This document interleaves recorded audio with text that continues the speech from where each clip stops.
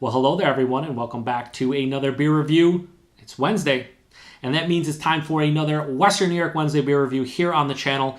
For those of you unfamiliar with the Western New York Wednesday series, more or less, every single Wednesday that I post a beer review, it's going to be one of two things. It's going to be me either reviewing a beer from a brewery in the Western New York area, which consists of Buffalo and Rochester, New York, and the surrounding areas, or it's going to be me reviewing a beer from a brewery in New York State that just so happens to distribute to the Western New York area.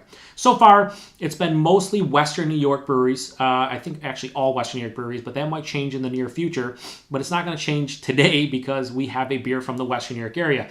The last time I posted a Western New York Wednesday was about, had to be about 5 weeks ago. Went through some stuff over the last month. I posted a channel update vlog where I pretty much say real life got in the way of me not posting content over the past month. Just so happens, Western New York Wednesday was a casualty, so no longer. We're doing one today. So anyway, the beer I'm going to be reviewing today comes from a brewery that I've already featured on a Western New York Wednesday, and that is the Big Ditch Brewing Company out of Buffalo, New York, and this is their Dibble. Let me get my finger out of the way for you guys. So as you can tell, there's a number 4.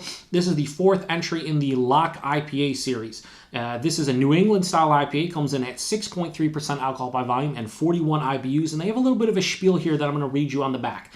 I'm also going to add a few notes. It says, our Lock IPA series explores the range of fantastic flavors that can be found in hoppy beer. In addition, the Lock series pays homage to the Erie Canal. If you're not from the Western New York area, you might not realize how important the Erie Canal, as far as historical value, it is to a lot of people in this area. So it's cool that they basically give a nod to the Erie Canal. It's pretty fantastic. But in addition, they also say Dibble, our 4th beer in this series, is named after the Lockport, New York canal engineer, full name Orringh. I think it's Orringh. It's Orringh, Orringh Dibble, who invented a horse-drawn crane for removing debris out of the Erie Canal during its excavation. Pretty fantastic. This beer is brewed with Hallertau Blanc, Amarillo, and Simcoe hops, and they give a little bit of tasting notes. Not going to read it. It says this beer is unfiltered to maintain great flavor. Roll the can gently to resuspend hops before drinking, and please keep refrigerated, preserve freshness. So this is the second batch of this beer. The first one was released in, I think, like early to mid-April. I did pick up a can of it. Never got to drink it, though. It's still actually in my fridge. And when they came out with a new batch, I ended up picking up a can of it because I wanted to give it a fresh go. As you can see, I'll show you guys if it shows up here on camera. Yeah, May 28th, 2018. So pretty damn fresh.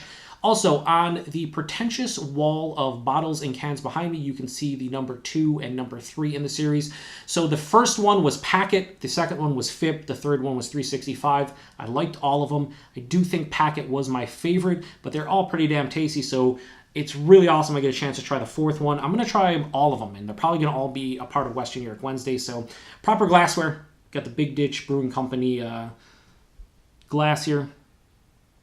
The snifter, whatever you want to call it.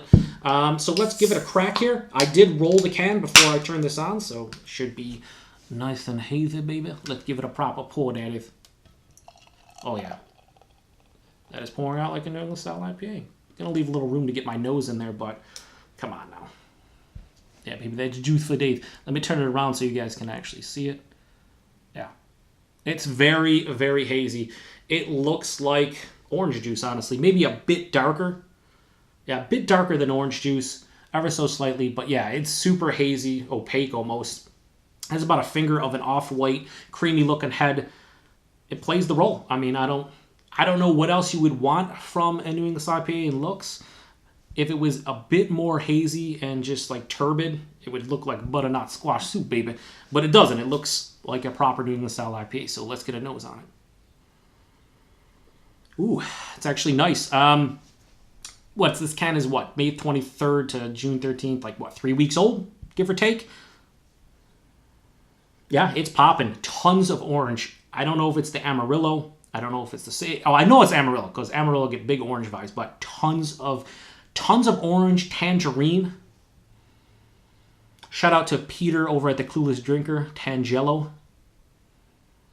Yeah, huge. This is almost like orange juice vibe all around. The look, the smell, maybe the taste. There's a bit of like a nondescript dankness going on. Maybe an herbaceous tone as well. Yeah, hey, listen, I'm not going to sit here and lie to you guys. There's not a ton of complexity. Big orange vibes. Maybe even like a hint of like a peachy stone fruit thing going on. But for the most part, this is crushed with citrus and orange vibes. Mostly orange and tangerine. Maybe a hint of grapefruit. But definitely sweeter. Has a slight acidic note to the nose as well. Yeah, not that it's going to be like tart or anything, but it just, you can tell it has like a bit of like a authentic fruit vibe to it, even though it's not brewed with fruit.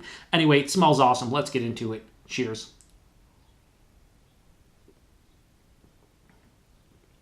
Oh, yeah.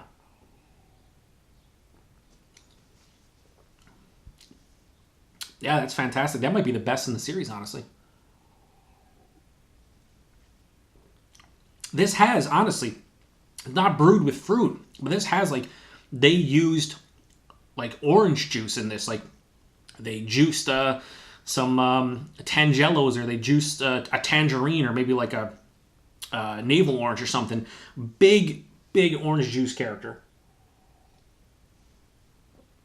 Yeah, tons of orange, all the orange. Name an orange probably in here as far as characters go. There's not a lot of complexity. A lot of orange, a little bit of that peachy stone fruit vibe.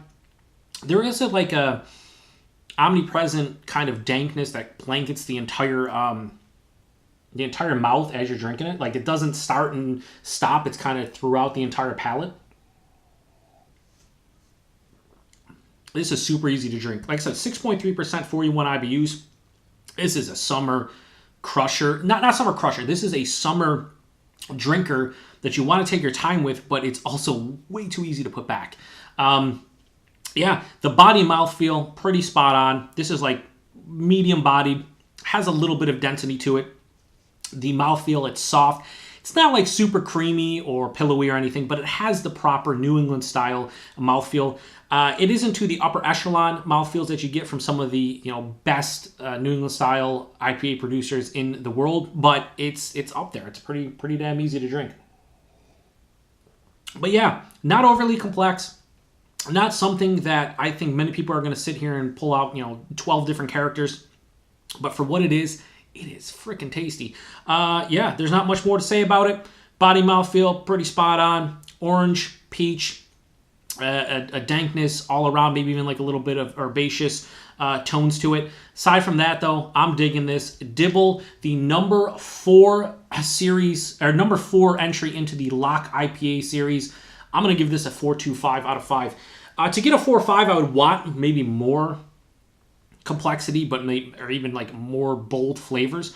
The fact that it's just pretty much orange, tangerine, and a little bit of peach for me, it's not like an exceptional beer, but it's very, very good. I think this is my favorite in the series so far. I think so. I think this has overtaken Packet. Those people out there that said this is drinking extremely well, shout out to you guys. I will give a shout out to Brian over at Buffalo Beer Reviews. He actually reviewed this, I think, like maybe a week and a half ago, maybe even a couple weeks at this point, and he was digging on it too, and I know why, because it's fucking tasty. So that does it for another Western New York Wednesday. Be on the lookout tomorrow for another review, and be on the lookout next Wednesday for another Western New York Wednesday beer review. I do have one that isn't from the Western New York area. It's at a New York State brewery, but it should be a lot of fun. And that does it for another beer review here on the Beer Patrol. See, I was going to do my old outro. I was starting to do it. I got to stop that. But anyway, like, comment, subscribe, ring the bell, don't ring the bell. If you guys have had this beer, let me know. If you've had anything from Big Ditch, let me know. If you've had any from the Lock IPA series, throw some comments. I'd be interested. So until tomorrow, talk to you guys later. Cheers.